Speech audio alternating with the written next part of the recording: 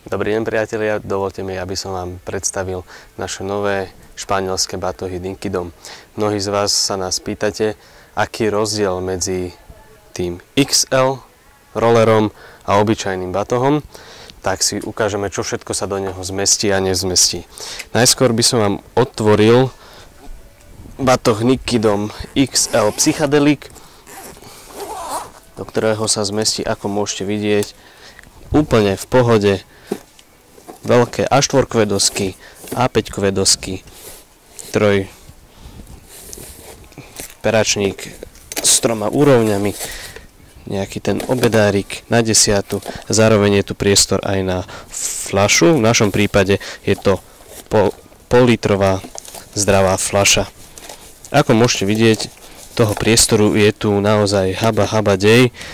Je tu priestor ešte bohate na ďalšie, či už zošity alebo knižky, prípadne iné drobnosti. Zároveň v tejto prednej časti si môže dieťa vložiť 10, prípadne akékoľvek iné drobnosti. To bol ten väčší batoh a teraz sa pozrieme na obyčajný, respektíve menší batoh Dinky Dom.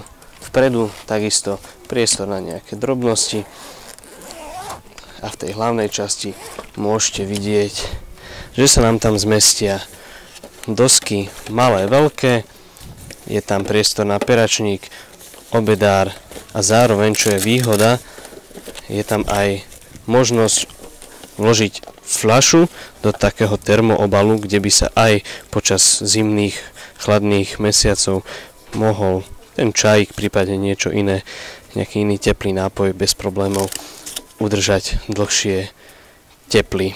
A toho priestoru vo vnútri už potom nie je nejak výrazne viacej, takže musíte si zvážiť, či zainvestujete do toho väčšieho batohu, prípadne tento menší vám bude postačujúci. Ten cenový rozdiel nie je nejaký významný. Obidva batohy sú kvalitné, majú veľmi dobre zvládnuté kolesá, ktoré by mali odolať aj väčším náporom a výrobca garantuje niekoľko tisíc buchnutí bez toho, aby sa poškodili. Ako môžete vidieť, XL batoh je výrazne vyšší a zároveň aj o pár centimetrov širší. Obidva batohy sú bez problémov vhodné pre decka od 1. stupňa až po starší dorast. Verím, že sa vám budú páčiť a že budete s nimi spokojní. Prvé ohlasy na ne sú naozaj vynikajúce. Ďakujem za pozornosť.